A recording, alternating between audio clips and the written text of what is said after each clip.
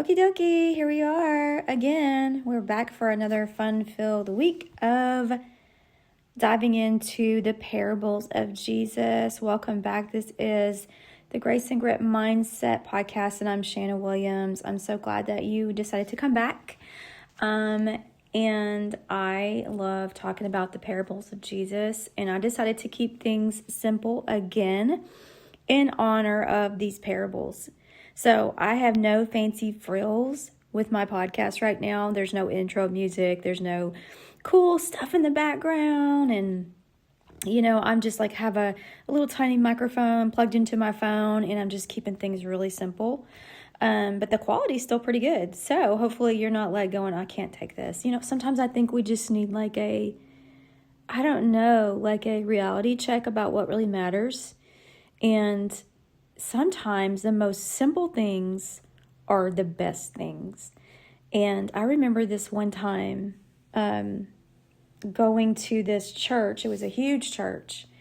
And this guy, he's kind of famous. I can't even remember his name now, but he just sat on the piano, and I'm talking about this is a huge church. And he sat at the piano, and he just started playing piano and leading worship. And it was so refreshing because there was no huge band up there. There was no frills, nothing, nothing on the PowerPoint thing, whatever they call it now, with all the words and everything. And it was just like, you didn't care. You were just caught up in this moment of worship and the simplicity of just worshiping the Lord and connecting with Him. And I think sometimes we just need simplicity. And that's what I love about these parables. And I think it's cool that even the simplicity of the podcast, these few weeks of the parables, is even just a reminder of, hey, we don't need fancy stuff. In this time of this era of AI, and everything is, lights and bells and whistles, and everything is getting more complex. Maybe we should just go outside and take a walk and live in nature and make things simple the way that God created them. So I'm glad that you're here, and hopefully what I just said resonates with you a little bit. I'm grateful for technology, don't get me wrong, because otherwise I wouldn't be able to make this podcast. But anyway, I'm going to take a deep breath here, and we're just going to jump into a little bit of this week's parable, and I want to talk about the mustard seed. And there's a reason that I want to talk about this particular one, because every week I'm just like, okay, Lord, which one is my heart gravitating towards? And, last week we kind of built the whole foundation of why are we talking about the parables at all? And I told you, Jesus talks about in Matthew chapter 13, why he's speaking in parables. And he's saying, he's concealing them for a reason. But he's talking about why he's teaching this way. And he's saying, hey, for people who have an open heart, they're going to understand these parables. But for people whose hearts are not open, they're not going to understand these parables. So that's what this is for. So it's simple, but yet it's profound, right? And so if you're here today and you're like, okay, why are we going to talk about mustard seed faith? I've heard this a bazillion times, right? And I have too, but I'm going to be honest with you guys. This is like a fully transparent episode. I was a little bit devastated. I released my second book. Technically, it's my third, but one of them was a collaborative devotional, so I usually don't include it because I collaborated with some other people. I released my second book called Choosing Better about, a week and a half ago. And I don't know, I guess I was expecting huge numbers, but when you log into Amazon KDP and you see that you've sold like a handful of books, and you're like, it's a little bit of a stab in your heart. And I'm not saying that because I want a bunch of people to jump off of here and go buy my book. Yeah, if you feel led to go, but I'm not saying that because I want people to feel sorry for me. But it was a little bit of a stab in my heart, especially when I feel like people who are my friends don't even feel compelled to go buy my book, especially when I look and see that I've got 2,000 people following my Facebook page, and then I have 4,000 friends on my Facebook personal page, and then I have 2,000 people on my YouTube page, and then I have 200 something people on my email list, and like 5 people bought my book. It's like a stab in your heart, and it feels so, there's not even words, y'all. And it hurts. It just hurts really bad. And it's hard not to get caught up in your feelings, and you're like, and the enemy jumps on that, and he's like, okay, exactly, why are you doing this? It's the same thing over and over. It's the same junk that you always deal with. And so it's literally what I wrote about in Choosing Better. I had to decide, was I going to circle the mountain again of negativity? Was I going to circle the mountain again of, self-condemnation and just going back into not trusting God and just living in this place of just self-loathing and just hating myself and feeling like a failure, because it really makes you feel bad about yourself. And it's so crazy because I just all of a sudden felt like maybe this is a mustard seed thing. And I just felt the Holy Spirit encourage me. And then there was a couple days later, I was talking to my daughter, and she encouraged me. And I think she kind of posted something about my book. And then a couple days later, I had sold quite a few more, way more books. So that was encouraging to me. And, I just started thinking, maybe I'm just in front of the wrong people, But it's really all about mustard seed faith. Not just mustard seed faith, but because Jesus does talk about mustard seed faith in another area, but in Matthew 13, he's actually talking about the kingdom of heaven is like a mustard seed. So what does that mean? Because I have some interesting facts about mustard seeds that I didn't really know. I knew some of this stuff because I've heard it. If you've been in church any amount of time, especially like me, if you've been there like your whole life, you've heard a lot of information about mustard seeds, and that's cool. But when you start digging into it even a little bit more, it's even more fascinating. So here's the thing. I think a lot of us are waiting, and this was me, we're waiting on something bigger, and we're not realizing God already started it. But it just doesn't look like what we expected, does it? Does it ever look like what we expected? And that's why I think my heart was so hurt, because God started something in my heart when I wrote Choosing Better. Actually, he started years ago, and I finally just wrote the book. But he started it decades ago, and I'm thinking, oh, here it is. Here's the finished product. I write it down. I think people are going to buy it immediately, and they don't. And so it kind of hurts, because you think, oh, here it is. It's done. It's over. But it's still not, it's still growing. It's still growing. It's still in, it's a seed. It's still growing. Yes, it's planted in the ground, but it's going to take a little while for it to grow.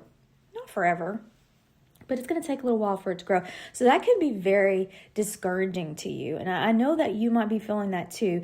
You're not seeing it.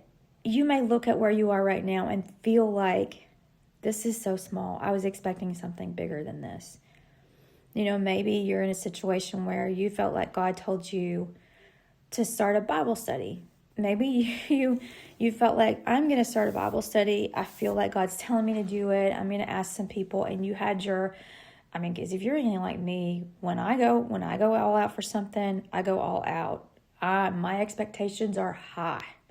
I can be very ambitious to my own detriment. And, I can set the standard really high. And then when, I can set it for, okay, I'm going to set the Bible study expectation. I want to invite 35 women, and I'm expecting 25 to come, and then I might get 2. And that's devastating to me. So maybe that's you. Maybe you thought he told you to do it and nobody showed up, or one person showed up, and that can hurt you. But I want to tell you, it doesn't matter that it looks small to you. He still started it. Remember, that is the starting point, not the ending point. I have to keep telling myself that right now. I only sold 5 books the first weekend that I released the book, but that was the starting point, not the ending point. I'm encouraging myself today too. So don't feel sorry for me just because I only sold 5 books my first weekend. That's okay. Good Lord, I just wrote the book in 10 days. I didn't have a lot of time to market it. I don't have a huge team behind me. I don't have a worldwide ministry. It's literally just me and the Lord and like my husband and my mom, Okay, so let's jump into this. Let's just read a little bit what Jesus said, okay? Matthew 13:31, the parable of the tiny mustard seed. Then Jesus taught them another parable. Heaven's kingdom can be compared to the tiny mustard seed that a man takes and plants in his field. Although the smallest of all the seeds, it eventually grows into the greatest of garden plants, becoming a tree for birds to come and build their nest in its branches. All right, so let's get a few facts here about the mustard seed and what does it actually end up becoming. So a little bit culturally about this, because, the fact that he would have said something about mustard seed would have been like, people would have been like, okay. It was known as one of the smallest seeds, probably not the smallest seed, but when you're talking about garden plants, it would have been really, really small to his audience, and it represented something tiny and almost insignificant to them. So when he said this, people immediately would have thought, that's basically nothing. That's basically nothing. So when he says the mustard seed, the kingdom of heaven, it can be like a man planting a mustard seed. They're basically saying, okay, that's nothing. The kingdom of heaven is like nothing. It's like thin air to them. And you got to realize to them, and this is something I taught about a few episodes back when I was teaching about context is everything in the Bible. What did this mean to them at that time? They're thinking, oh, our Messiah is coming to save us. Yay! This is huge. They're not thinking the kingdom of heaven is coming in a small, tiny seed form, or the kingdom of heaven is like the leaven that permeates the dough, or the kingdom of heaven starts tiny and grows. The kingdom of heaven is like a treasure hidden in the field. Like it's all these metaphors of something being small and growing. They don't want to hear that. They want the kingdom of heaven to be like a king who comes and rescues them. A king who comes in on valiantly with all of his huge army of angels and takes over the world and destroys the Roman Empire and all of his enemies and vanquishes everything and just destroys everyone who's ever just tried to destroy them. That's what they wanted, and that's what they thought it was going to be. So this kind of language, they're like, okay, a mustard seed, that's basically nothing. Why would you use that kind of language? That's so disheartening to them. And I think, in a way, it's disheartening to us for God to say, here's my gift to you, a tiny mustard seed. Yay, here you go. It's like he gives us this huge box, and he's like, here's my gift to you. And you open it, and it's this tiny mustard seed. And you get to decide, am I going to throw this in the trash or am I going to plant this? And I think about my book in this way, because within this tiny mustard seed that God gave me were the years of all the lessons that he taught me. And I wish I had my book in here with me. I would read you some of the chapters. By the way, I just got a box of my books today. It was so exciting. I ordered about 15 hard copies of my books. And I think there's 12 chapters. So there's 10 or 11 chapters of lessons where I talk about circling different mountains. And some of these mountains are like circling the mountain of anxiety, and I call it or fear, when fear knows your name, or trust, if you have issues with trust over suspicion, or I talk about comparison, I talk about jealousy, I talk about, gosh, there's so many, and it's like I'm going blank right now, but these were all lessons that I learned, and they came in the form of seeds, mustard seeds, very small, and they weren't fun. And it was like the gifts that I really didn't want, right? But here I am, years later, 30 years later for some of these that I've walked through this. But they've grown. They've grown into something big. And Jesus says that the kingdom of heaven grows so big that birds, when this plant, this mustard seed, which is like the kingdom of heaven, it grows so big that birds come and build their nest in its branches. So that's what God wants to give you. He wants you to understand that his kingdom, when it comes to live through you, it becomes so big inside of you that it can't be contained. So here's some more facts about a mustard seed. They can grow up to 6 to 10 feet tall. That's pretty tall. So taller than a man, an average man. Average man is what? Almost six feet tall. So it could be as tall as a man or up to 10 feet tall. So, and then obviously large enough for birds to nest in. So it's got quite, not just tall, but also somewhat wide, and the branches must be pretty strong that birds could live in it. And so the contrast is the point. It's tiny in the beginning, but it becomes surprisingly robust and strong and big is the outcome. So you have this tiny seed. Think about that. I mean, envision you have this almost microscopic seed in this surprisingly big tree. And that's what the kingdom of heaven is like in someone. And that's what he's like in us.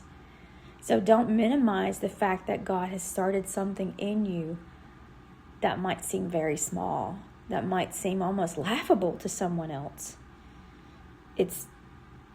And don't let the enemy ridicule you and make you feel like what God might be doing in you is so small. Because even Jesus says, this is the way the kingdom works. This is the way it works. So here's another interesting thing about mustard plants, trees. They grow fast and they spread easily.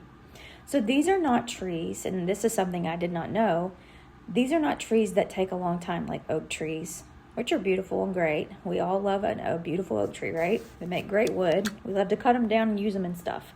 Mustard trees are not like that. Mustard trees grow fast and they spread easily. So that's really cool. And they're actually not delicate plants. Man, you can actually get rough with those trees. And honestly, people didn't want them necessarily in their garden unless they were trying to grow, the mustard tree because they wanted to get mustard from it, right? Because they knew that if they planted mustard in it with something else, it was going to take over that entire garden. It's that pervasive. It takes over whatever it's in. It spreads easily. It's that kind of a plant, which is interesting. It grows quickly, spreads aggressively, can take over an entire area. So it's not just about growth is the reason that Jesus uses this plant. It's also about expansion. Interesting, right? That he didn't use an oak tree, a cedar tree, right? Because those are so beautiful, right? We all love the smell of cedar. If you don't, there's something wrong with you, or maybe you're allergic to it or something. But I love a beautiful tree. He does say, blessed is the man who his delight is in the Lord, or I can't remember. He's like a tree planted by the living water. That's a beautiful scripture. But Jesus says the kingdom of heaven is like a mustard seed. He didn't say it was like an oak tree. This is really interesting, y'all. Think about this. This is a parable that he decides to use to teach us about the way the kingdom operates. So it's not just that this tree this seed is tiny and grows tall. It's not just that this seed is tiny and grows tall and grows wide enough and big enough and robust enough that the birds can nest in it, but it also grows quickly. It grows aggressively. It can take over an entire area. It has such an expansive quality to it but it's also wasn't considered a desirable plant. So this is super interesting about the mustard plant. And I just kind of mentioned this, but they could be seen as invasive, messy, and not something you'd intentionally plant in a garden unless you specifically were like a mustard supplier. Like you're like, okay, I'm going to plant a mustard garden, right? Because they took over everything. So what is Jesus saying by saying, I'm going to use a mustard seed to illustrate the kingdom of heaven? He's saying the kingdom doesn't always show up the way we would expect. And it may not look impressive or orderly at first. That kind of flies in the face of religion that's like, oh, okay, A, B, C, this is how you do it. 1 + 2 + 2 equals this equals that, and then we do this, and we do that, and it's all in a pretty nice little cookie cutter way. Jesus is saying it's not. It's messy. It's gonna not always look pretty. The kingdom of heaven takes over everything. It's fast. It's not always pretty. It's expansive. And it doesn't look oppressive or orderly at first. It looks like, what in the world is going on here? Something just took over this garden. Have you ever noticed that in somebody who's newly saved? Like there's such a huge transition in their life. And I mean, it's like a complete 180.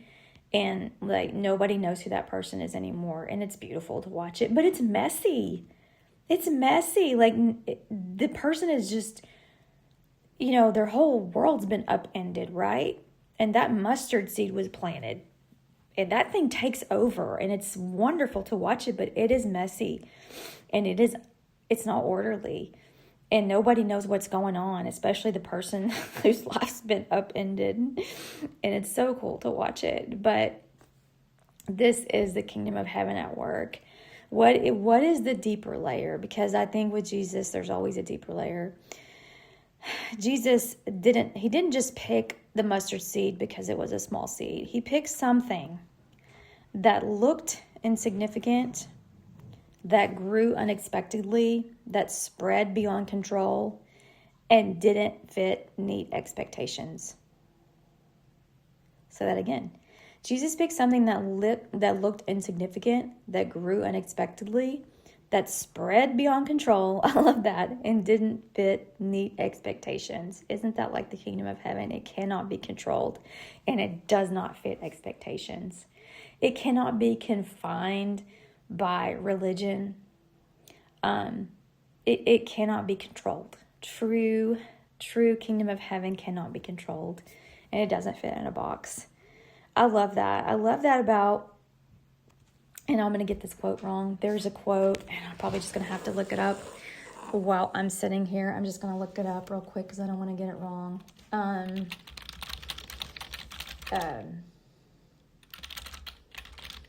That is in Narnia, where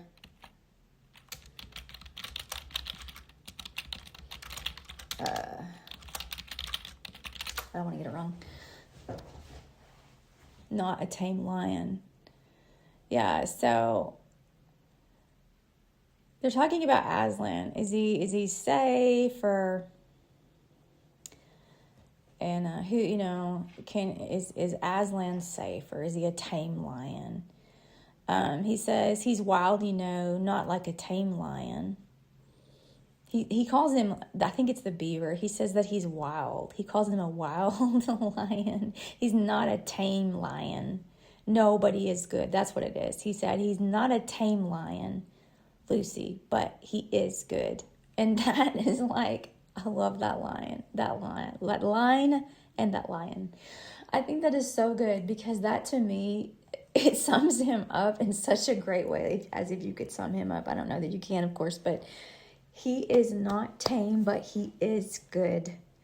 And I feel like sometimes we need to be reminded of that. That's so much, not just him, but the kingdom of heaven it is kind of wild in that way that, like the mustard seed, it takes over everything. It cannot be contained, but it's a good thing. It is a good kind of spreading that when it takes over, it takes over, but what it does is such a beautiful thing. And, when Jesus goes throughout Samaria and Judea and all the regions, and he's doing good things. He's healing people. The blind are seeing, the deaf ears are being opened, the dead are being raised. All of these miracles are happening, and he's spreading the gospel. Wherever he goes, good things are happening. So he's not a tame lion, but he is good, and the kingdom of heaven is growing, and that's exactly what he wants to do in us. So whatever small thing he started in you, let it grow. Even if it's small, it's okay. It's okay. Just let it be what it is, and don't let the enemy downplay that, and don't let him tell you that it's insignificant or it doesn't matter. Just know that nothing in the kingdom of God starts big. I've even been reading David. I've been reading the chronological Bible plan in the Bible app, and even David's story. He starts so small. He's known. He's a shepherd, right? And he spends 14 years running from Saul.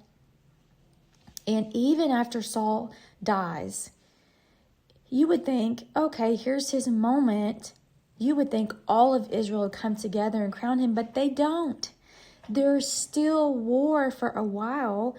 Some of Saul's followers they try to crown Saul's son and make him king. And so there's continues to be war between David's followers and Saul's followers.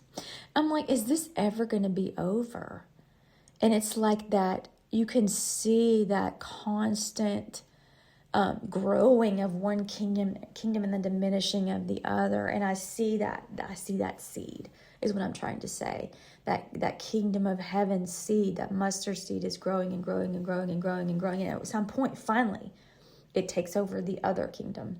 And I think sometimes we forget that the kingdom of heaven is within us. And sometimes it can feel like whatever it is that is up against us or that is around us, we can feel like the darkness is stronger, or whatever God may be doing in and around us just does not feel like it's growing. I often feel that way with this podcast, or when I am just trying to be obedient in these small things that I do for him. I feel like, is anybody listening? Is anybody reading the blog? Is anybody buying my book? And sometimes the stats say they don't. I'm not going to lie. And it hurts. And I just go, okay, Lord, you know what? I do it for you. I do it for you. I do it for the one person that might someday listen to this and it'd be exactly what they need. So there you go. That is the parable of the mustard seed. I pray that it blessed you this week. And listen, I pray that you have a good rest of your week. Make sure that you subscribe to this podcast on wherever you listen. Find me on Instagram, Shanna_Strange_Williams, I believe. Follow me on my socials. I'm everywhere. I'm on Facebook, Instagram, TikTok. I'm also on YouTube, and you can find my book on Amazon, Choosing Better, Leaving the Mountains We Were Never Meant to Circle. Yeah, I'll get it out in just a minute. I'll drop some links in the summary notes if you ever want to find that stuff. But I pray that you are blessed this week. And remember, God always starts small. Until next week, I'll see you.